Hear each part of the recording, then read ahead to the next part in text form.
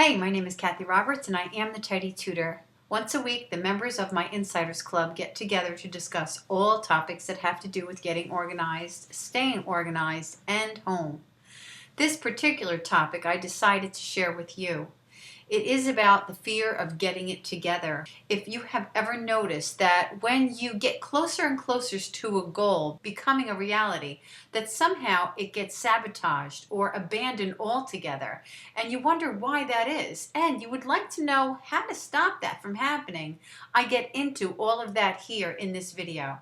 I look forward to hearing what you think about it and if it hit home for you. I thought we would discuss being organized. And I know that that sounds ridiculous because it's what we're all about, being organized. But I thought it was important for us to remember why it's so important and ask ourselves what is stopping us from staying organized sometimes. Is it only so that we could have things when we need them and not be late for appointments and parties? Is that the reason? Is it so that we can know where our keys are, know where our shoes are, not be late for things? Is that why? Is it really only so that we won't be embarrassed when somebody comes over? Is that why? It really is so much bigger than that. And we know that, right? As people who are organizationally challenged and have lived through the consequences of what is affected when we're not living organized, we know that it's bigger than just, having our things when we need them. We know that it affects much more than that. Being organized actually is something that makes life easier to live, right? It makes us actually have our dreams come true because we're living life on purpose and not always just managing our stuff.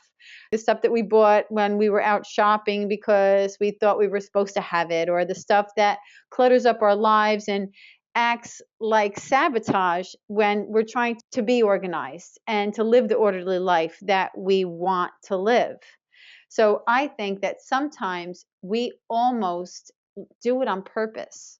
Like we're thinking we have to manage this or we have to do that, and we have to be in crisis mode all the time, maybe because it's what we're used to. Like moving from crisis to crisis because it's what we do, right? How we've been used to living. What would happen if we weren't living in crisis mode? I want you to think about it, okay? Now, you could be somebody that is really organized now. You have it together, you use your binder, right? You got it going on. Yet still, you could if you really look at it, look at things, are you still living from crisis to crisis? Now, what if the house, this is what I want you to imagine, okay? What if the house had less things in it and all you had to do was your daily routine and your maintenance? What would your life be like? I think sometimes it could be scary. It could be scary, and maybe that's why we stay where we are, because living with such freedom, having the free time to focus us, to be alone with ourselves, and to have free time to think of what it is that we want to do, all of the reasons why, or a lot of the reasons why we came to TTU, why at a certain point you just said, I can't live like this anymore, and we're searching on the internet for answers, right? What would it be like for you to live that way, to be in the position where we're living that way, to finally have the time to make the plan to achieve or live the life that we want to live? Could it be kind of scary to get there? Now, if only there wasn't an if only. And let me explain what that means. Now, change is the most scary thing for people, right? Even happy change, all kinds of change. It's like a psychological thing. If it's something that you really want, you want a baby and now you're pregnant, you want to move to another place and you get to be able to move to that other place. You get a new job, all of these things are good things, but it's shown that we stress. It's difficult to have any kind of change. So all change is scary. So I'm asking you here in this coffee talk, I want you to think about this, all right? What is your fear? What is the fear that pops up when you think about having the time to live your life in a different way than you've been used to living it? Is there anything that pops up for you? Like, what would you be doing if you didn't have to address the mess? What if you reached the goal, the goal of the what if, right? If only what? If only kind of is here now. What if only I was organized? If only all this stuff wasn't in the way, then I would, what would you do? Because we all say that, right? We all say that in our minds, like, well, if only this was done, then I know I would be able to do that. Like maybe go to college, leave my husband, move out of the house, start a business, look for another job. If you allowed yourself to consciously think of it happening, is it scary to think that you've arrived, all right? That you're there, that you're in that if only this happened. And when I say leave my husband, I want to like make this very clear that I don't think that divorce is good. I think it's devastating. I think it's probably one of the it's close to having somebody die in your life. It's a very very difficult thing. And no, it's not good for anybody. But I have spoken to people that have been in such horrific marriages that the woman now obviously I speak to more women than men, so this is my experience of what I'm talking about right now, that the woman was beaten down. Now I'm not talking about beaten down physically, I'm talking beaten down emotionally, and she needed to leave. And this is more than one instance that I've heard of, that the mess was keeping them to be able to move on. Now, the book that I read, Sidetracked Home Executives, that started me on this road, one of the authors, Pam, actually, was in a very mentally abusive relationship. And one of the reasons that she had to get her act together was so that she could finally leave that relationship. So we know that there's things that keep us where we are, and we have that if only this, and we're working towards it.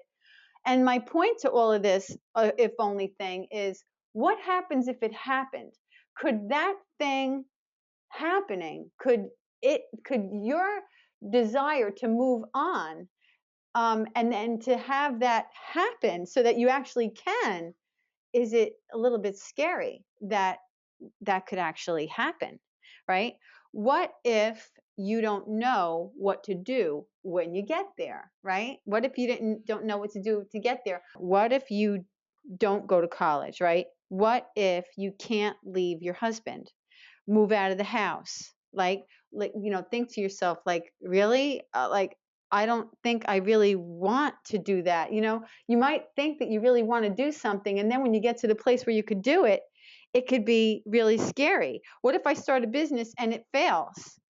Like, what if I do get the other job? Do I really want another job? You see what I mean? The things that we go for and desire, when it gets closer and closer to that goal becoming a reality, sometimes we think to ourselves, I'm a little bit afraid of this actually happening.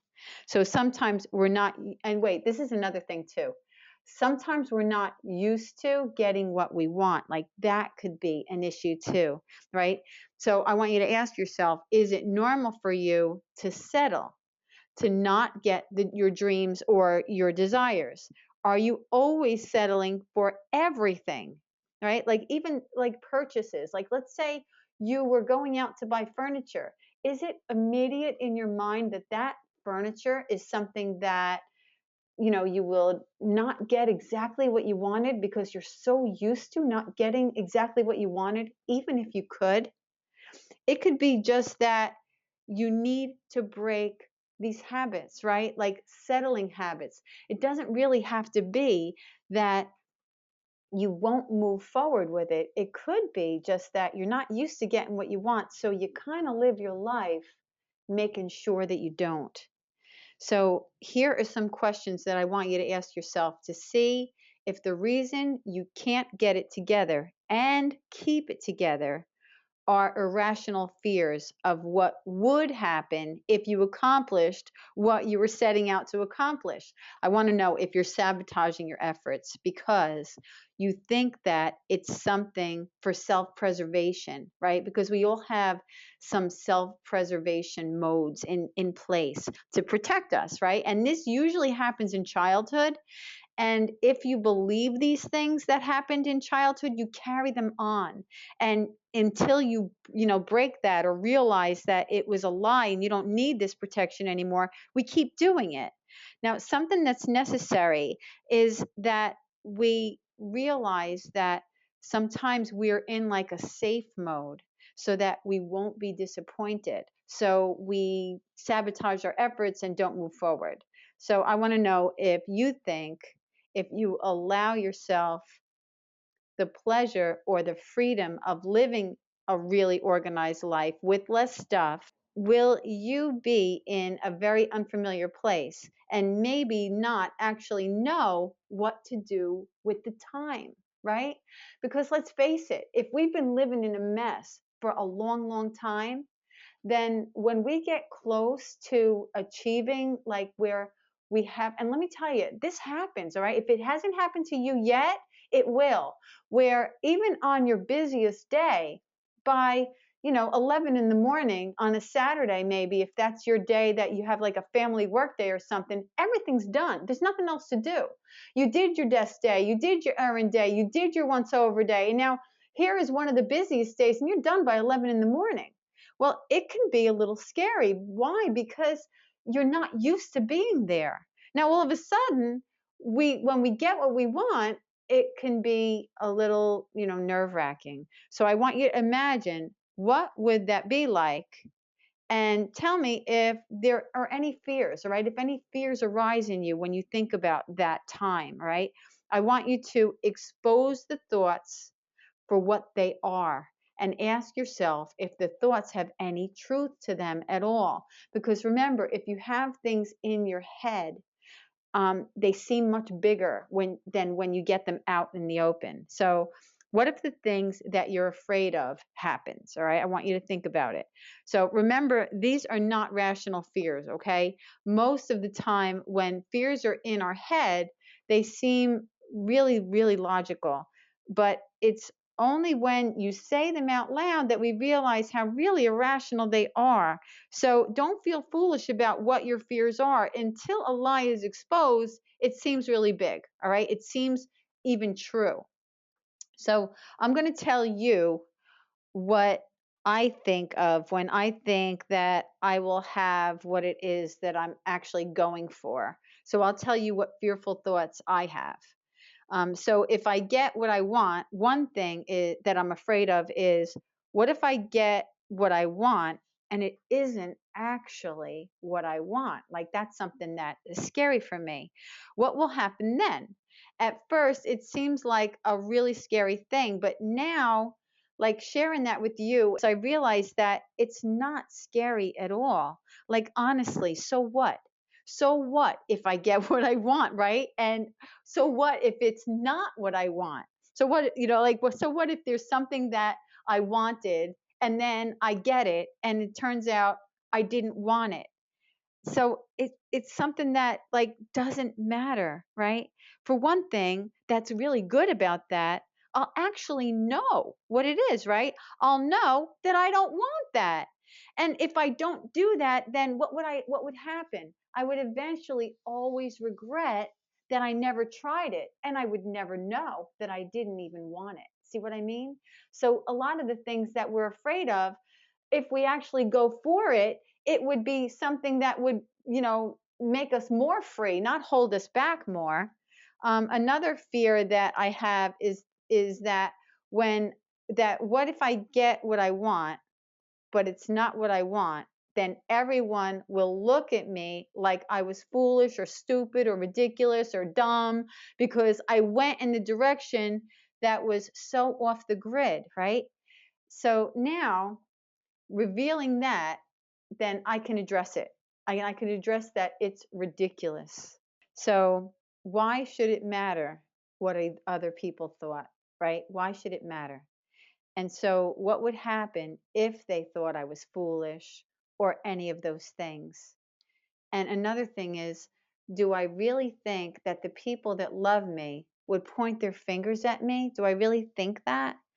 And another thing to think about, if there were people that would do that, then that's not actually a bad thing, because then I would clearly see who really are my friends and who really does love me and who I want in my inner circle, not those people who would point their fingers at me. I wouldn't want them in my inner circle. You see what I mean?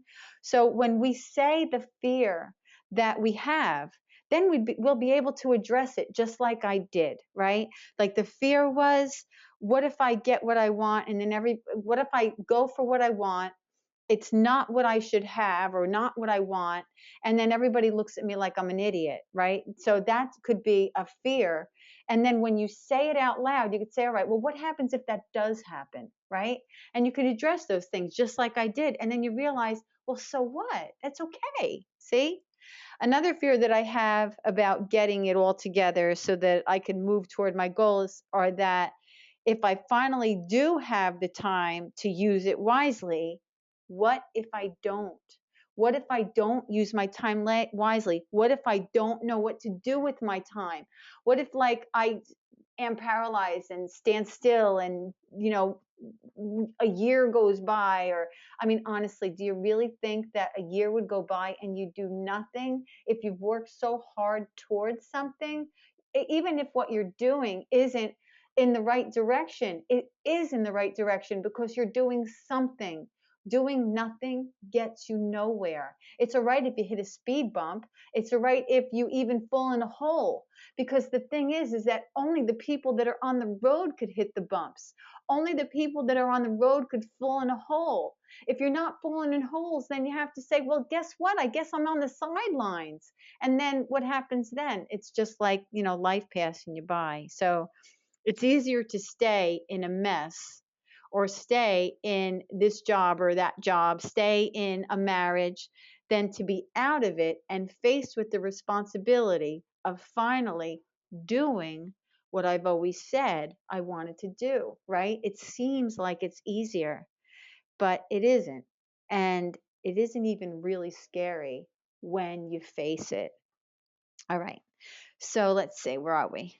Because when we break it down to okay, what if the thing I fear does happen, we see that it really isn't scary at all. It doesn't have the weight to cause us to freeze that we thought that it did. It's all about, like, I know it sounds like so cliche, face your fears and all of that, but there's reasons why these sayings are what these sayings are, why these sayings have been around for as long as they are, because there's so much truth to them.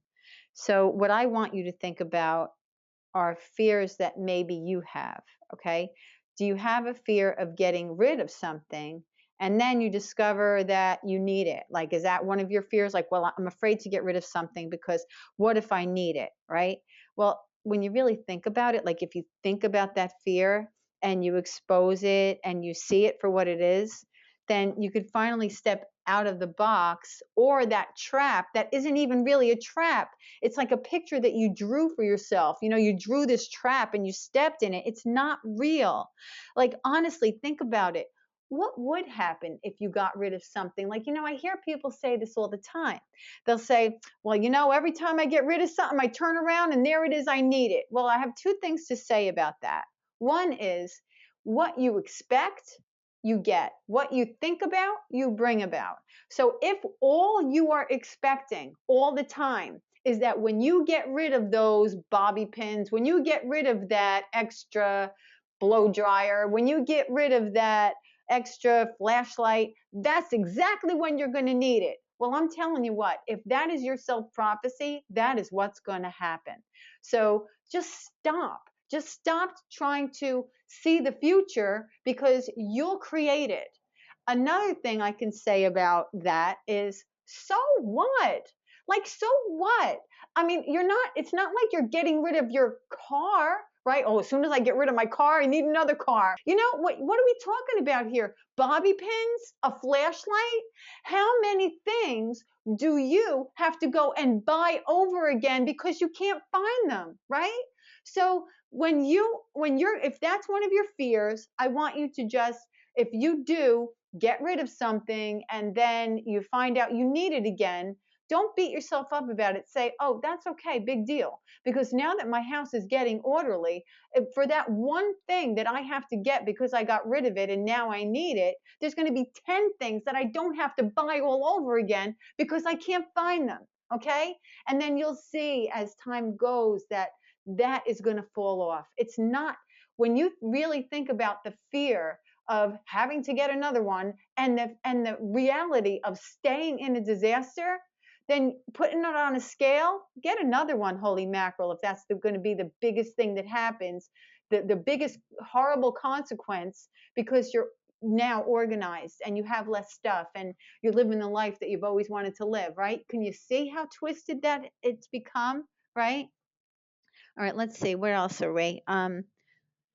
What about when I get rid of things and I become really poor? Like, what about that? Like, what about you say, well, you know what? If I get rid of that and then I don't have any money, I'm going to really be upset because I can't have those things.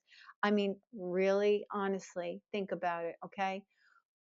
Like, that just doesn't make sense either, does it? Do you really think that their life has been altered drastically because they got rid of all the excess duct tape they had and now they need to get a roll of duct tape, right?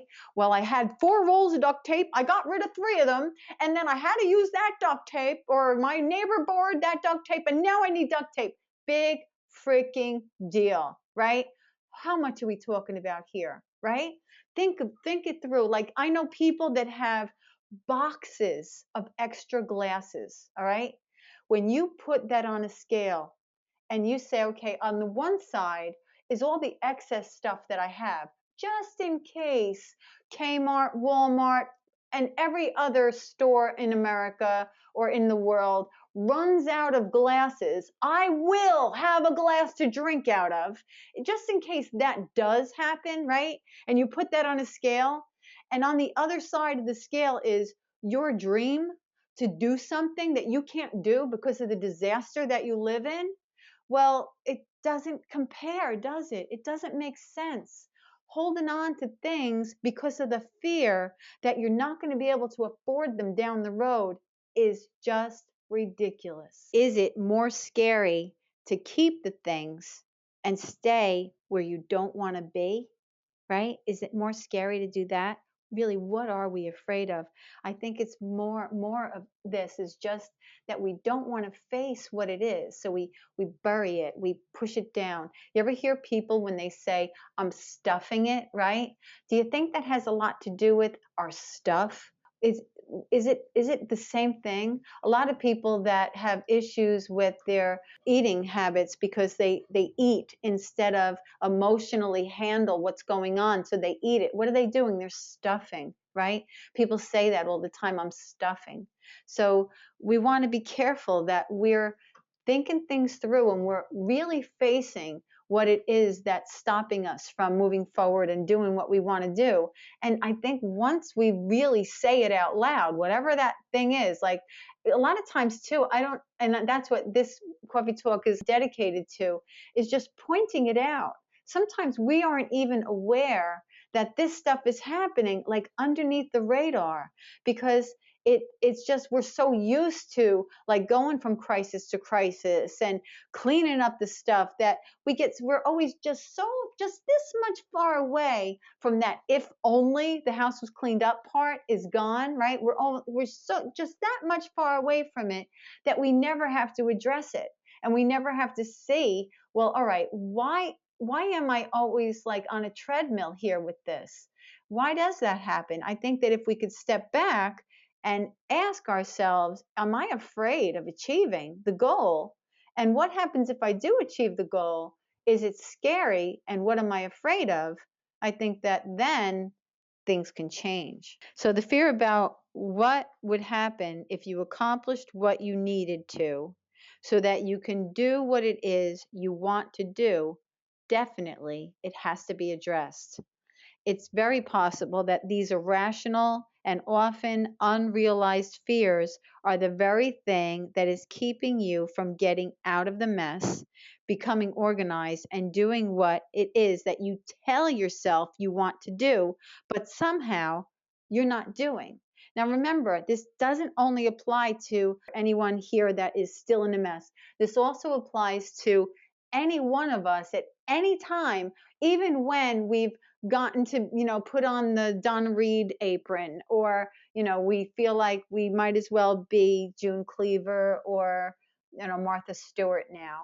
This is something that I really believe that because it's been a habit for us in the past, and we're just so kind of used to, running the race and not really achieving, or feeling like, wow, the place is great, but oh man, how come I'm always falling off? Now, sometimes that can be just because you need to practice, right? And you don't have to think of it as I'm falling off. You just think of it as, well, I just learned. I just learned this. It's just practice. The more I practice, the better I'll get. But if you find yourself, constantly being not just like, a little bit of a mess, or 5 minutes from company, that kind of thing, way more than that, then really I want you to really start to look at and say, what am I afraid of? What am I afraid of achieving? So I hope that you'll ask yourself questions, and like some of the questions that I talked about, and also anything that you can come up with, to any fears that you might have about getting organized. So like, do I have any fears? Do I have any fears about when I finally achieve what it is that I'm going for? And I think that, that whole hindsight is 2020 thing, you may completely avoid a hole that you haven't even come up to yet, by recognizing that this is something that happens to all of us, to everybody that starts something new, anybody that has a change. The thing that has to do with us that's different than other people that I was talking about, like with the all changes are, scary, like having a baby. Well, you're having the baby. There ain't much you can do about it. You're going to have to keep going with it until you realize there's nothing to be afraid of. Let's say you just got a promotion. Well, you got the promotion. So you have to, do whatever it is that you've got to go do to step up to that particular job. If you're moving, right? You decided that, or maybe your company moved, maybe maybe you have a bigger family, or maybe you have a smaller family, and so you made a decision to move. That's scary, but the point to all of this is that you're forced to do it. Yes, it's scary, but you're forced to do it. In this case, which is a lot of our problems all the way around, is we have no taskmaster. We have no real consequence except for that last minute, oh my God, this sucks situation that we usually pull ourselves out of and come out smelling like a rose anyway. So that's, I think, why we have it, why we can be on a treadmill, and instead of the whole facing the fear thing, because there's nobody pushing us to do it. All we're doing is getting our house cleaned up, which we know has wonderful consequences, to a better life. But even when we're on that road and it's happening, still we may be sabotaging our efforts by not really allowing it to happen, not the way it could be, the way you want it to be, because the alternative after that is scary. So I think that's it for our coffee talk. Yes, it is. I'm really looking forward to hearing anything that you have to say, like if anything resonated with you, or if you could think of anything right now. I'd love to hear anything. Like, is there anything that you're thinking like, wow, I never realized that I am afraid to get it together because what if this? Or yeah, I don't want to get rid of things because I'm afraid that my mother will be so upset because I got rid of that vase she gave me. See, we can be living in fear of what other people will think, and then living a life that we don't want to live. Well, honestly, She's your mother. And even if it turns out she's the type of mother that will hold a grudge, she'll hold a grudge anyway, right? Haven't we like lived life long enough to figure out that if somebody is difficult, they're going to be difficult regardless of if you do something to bother them or not. So you might as well do whatever you have to do to be happy. They're going to be difficult regardless of what you do. So let them be difficult without that vase in your house that's cluttering it up somewhere, or without all those clothes that they bought for their grandchild. I hear a lot of stories from parents that tell me, what do I do? My mother keeps buying the baby some clothes. She keeps buying my daughter clothes. We have more clothes for this kid than we know what to do with. And they're so beautiful. I don't want to get rid of them. Well, think about it. I sincerely don't think that the clothes are really the issue. Maybe if you think about, well, what happens if I do tell her this? What am I afraid of? You see, sometimes I think it really just comes down to, what am I afraid of? One of my girlfriends always says that everything always comes down to love or fear. So that's that for this coffee talk. If anybody has any questions or any comments, I'd love to hear them. Okay, Tim said, I'm afraid of holding on to what I have because I can never take it with me where I'd like to go. I don't quite understand what that means. I'm afraid of holding on to what I have. I mean, like you're afraid to keeping things because you feel like if you need to move on or you want to go somewhere or do something, you won't be able to because now you have this stuff. Well, be afraid more of holding on to it, right? Because then that means that you can't do what it is that you wanted to do. I think I got that right. But let's see. He said, holding me back from change. Yeah, well, see, all right. So you're afraid that you're holding on to things and it will hold you back from change. But so then, look through your things and say, all right, well, I'm afraid that these things are going to hold me back. So if you truly don't want things to hold you back, or you believe that they will, then, minimize it, then just make a decision to live with less so that that doesn't happen to you, or really face what you've got and say, all right, well, I don't have too much. And if I decide to move on or do something else, I will be able to. And if you're not there, then that's where you need to be, because it's obvious that that's where you want to be, right? So yeah, most things are just, like when you say it out loud, you say, all right, well, what's the solution then? So Cheryl said, everything you said is so right on for me. It is scary for me, and I do get in my own way. This has been my place for so long. Thank you so much. Oh, you're welcome. Yeah, and see, it makes so much sense. Yeah, this is who I am. It comes down to identity even. Well, this is who I am. This is everything that everybody expects me to be. And, so the thing is that, you got to force yourself to do it, that this is what I want to do. This is what I'm going to do. And then face the fear, say it out loud, say it to a friend, ask yourself, well, okay, what will happen if this happens? Like the whole thing with me, that I'm afraid that what if I get what I want and then it's not what I want? Well, once I said it out loud, big freaking deal.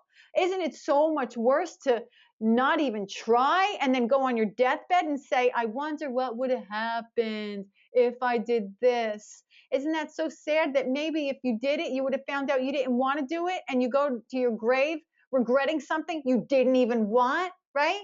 So talk to somebody about it. Say it out loud. Marianne said, all of it resonated with me, especially on a crazy day in my head, such as today. Thank you so much. Yeah, I understand what you're saying about the crazy day in your head. Like, holy mackerel, sometimes we're such our worst enemies, right? The things that we think in our minds, if we could just say them out loud, we'll laugh out loud. We'll laugh at ourselves, because we're like, oh, what happens if I get what I want? What if I get what I want and I don't want it? Really? Is that something to bog yourself down and make yourself crazy about? But when it comes out of your mouth, you realize how ridiculous it is. Thank you for your comment. Cheryl said, I have thought so often that if I get rid of something, I will need it and maybe won't be able to get like bobbykins again. Yes, I know, right? It's so true. Like you won't be able to get those bobbykins again. You know you will. Like big freaking deal. Unless you live in like, I don't know, Alaska and it's a helicopter ride to get those bobby pins, unless that's your issue, then, come on. But, the fact is really, if you're in Alaska and you need to get in a helicopter for it, you really want to live much more simply. Have what you need. Don't have more. How many bobby pins do we need, right? It really is it's so ridiculous that we could allow things to have gotten so much control over our lives that it paralyzes us to think the irrational things of, I need to have 10 boxes of glasses in the basement because they're good glasses and my other glasses will break. Please donate the freaking glasses before you have a flood and then the glasses break from falling off a shelf and then now you have that to deal with, right? Because we all know everything doesn't last forever and it's not meant for us to hoard things. There's a chapter, not a chapter, a story in the Bible where God talks about this very rich man and he has lots of things. Now, God does never say, if you read the Bible, it never says that we're not supposed to have things, we're not supposed to have luxuries. If you go through and you look at all of the people that God uses as examples, almost all of them, I can't even think of one that wasn't very wealthy and didn't have stuff. Now, there were some times, like I know Paul said, I'm fine if I'm abound. I'm fine if I have need. That's a whole different story. He had a mission. He had a choice. He made a choice. Paul was a Pharisee of the Pharisees. He had money up the yin yang, whatever yin yang is. All right. He made a choice to live a certain way for a certain reason. All right. So I don't want to make anybody get mad at me about what my example is. My point is that there's a story about a man who had a great abundance, and he also had a storehouse of things. Now, that's also something that God talks about that isn't necessarily bad, to have a storehouse of things. But we're not supposed to hoard those things, keep those things to ourselves, and never give to anything else. That what he said to the man was, the man eventually died, and he was so obsessed with all of his stuff that when he met God or whatever, this is how the story goes, he said to him, "You fool, while you were here on the earth, you could have done so much good." So if you want to think of it just in a way of just like a common sense thing, that we don't live forever. We can't take everything with us when we go. Even if you don't believe in God and heaven and all of that, still, you do know that you don't live forever. And when you're done, you're done. And all of those things that you have stored up in places, well, they can't bless you and they can't bless anybody else. Now we have things that people have to come to the house and have to deal with. And when we hold on to things, we can't receive anything. So all the way around, holding on to stuff hurts us, and then eventually hurts those that we love because they have to deal with it. All right, so Tim said he has too much. All right, so you realize you have too much. You also realize, with the fear that you spoke of, that you're afraid that you won't be able to, move on with the life that you want to live because of the stuff. So now that you have that realization, you know that if you really want what it is that you said you want, and you know that you can do it, then you'll get rid of this excess stuff, and you'll see it not as, I can't believe I'm going to get rid of all this. You'll see it as, I can't believe that I'm going to finally live my dream. See, it's such a different mindset. Oh, he said eBay, here I come. Yeah, amen. All right. Anybody else have any comments or questions? Alice said, important ideas to think about. Thank you. You're welcome.